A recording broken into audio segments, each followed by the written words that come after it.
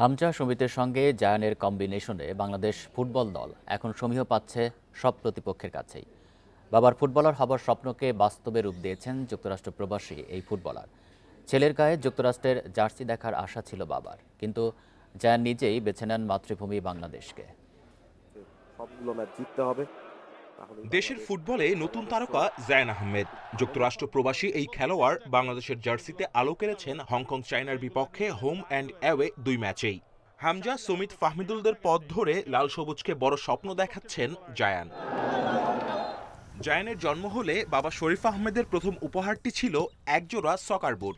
Footballer হওয়াই ছিল জায়ানের নিয়তি, আর দেশের টানে প্রবাস ছেড়ে এখন বাংলাদেশের জার্সিতে। জায়ানের বাবার পরিকল্পনা একটু অন্যরকম। কখনোই ছেলেকে কোনো একটি নির্দিষ্ট ক্লাবে থিতু হতে দেননি।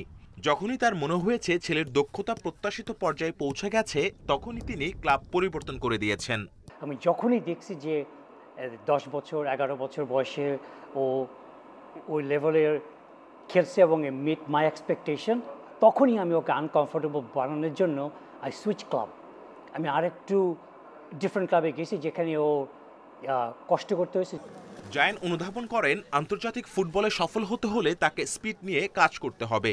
কৌশলগত কারণে বাবা তাকে পাঠান আর্জেন্টাইন একটি ক্লাবে। এই 2 বছর জায়ানের ক্যারিয়ারের জন্য ছিল সবচেয়ে গুরুত্বপূর্ণ।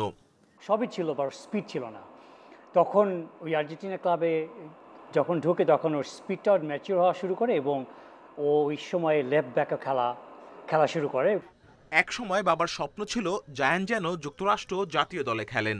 সুযোগও এসেছিল। অনূর্ধ্ব 19 দলের হয়ে ডেনমার্ক সহ বিভিন্ন দেশে খেলার অভিজ্ঞতাও ছিল তার।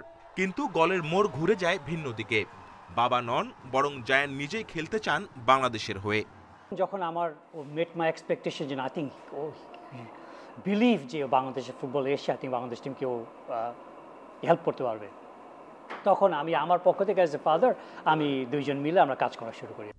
জায়ান আহমেদের ফুটবল যাত্রা প্রমাণ করে যে কঠোর পরিশ্রম, সঠিক নির্দেশনা এবং সন্তানের প্রতি বাবার নিঃস্বার্থ বিশ্বাস যে কোনো স্বপ্নকে বাস্তবে পরিণত করতে পারে। Kamrul Hasnat, independent news, Dhaka.